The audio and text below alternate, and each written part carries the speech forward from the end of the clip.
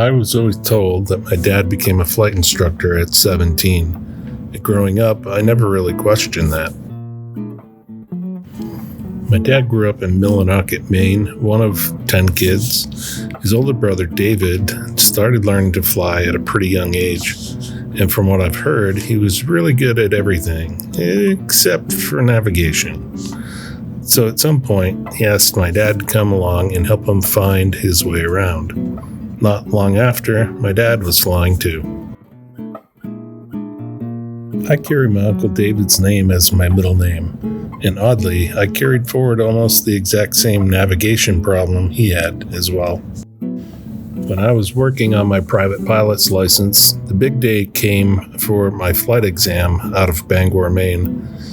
After all the usual checks, straight and level, banks to the right holding altitude, banks to the left, unusual attitude recoveries, S-turns, and many others, the examiner had me set course towards Augusta.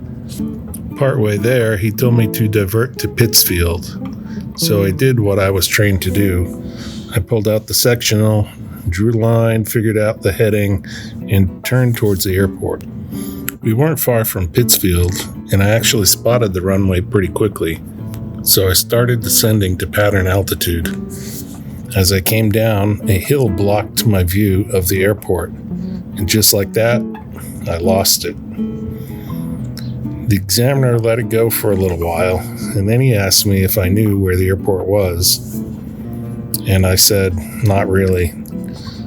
I knew it should be right there, but I couldn't see it anymore. He asked me what I was going to do to fix it, and honestly, I couldn't think past the fact that I was about to fail. Eventually, he told me to turn back towards Bangor. And on the way back, he said something that stuck with me.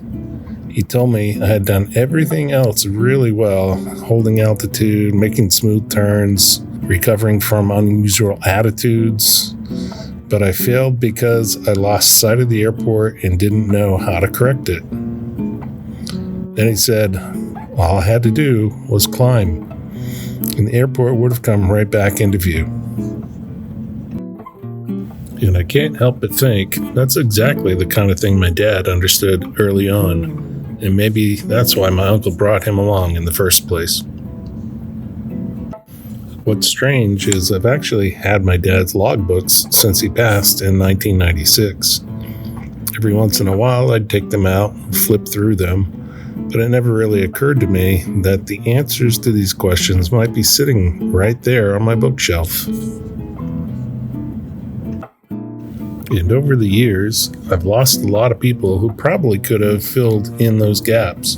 My grandmother lived to 103. My aunts and uncles out in California all outlived my dad, and they carried a lot of these stories with them. You always hear people say that someday you'll wish you had the older generation around to ask. That's definitely ringing true right now. So now, I'm trying to piece together what I can. And when I finally went back and looked more closely at the logbooks, I found the answer.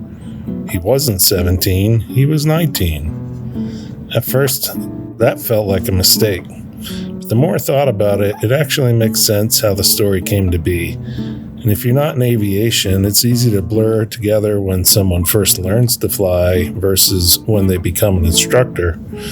So it's very possible he was around 17 when he first started flying, and 19 when he became an instructor. So maybe the story wasn't wrong, it was just simplified over time. The more I look, the more questions I seem to find. So I think the better question isn't whether he was 17 or 19, it's what those early years of flying really looked like. And I think there's still a lot more to uncover.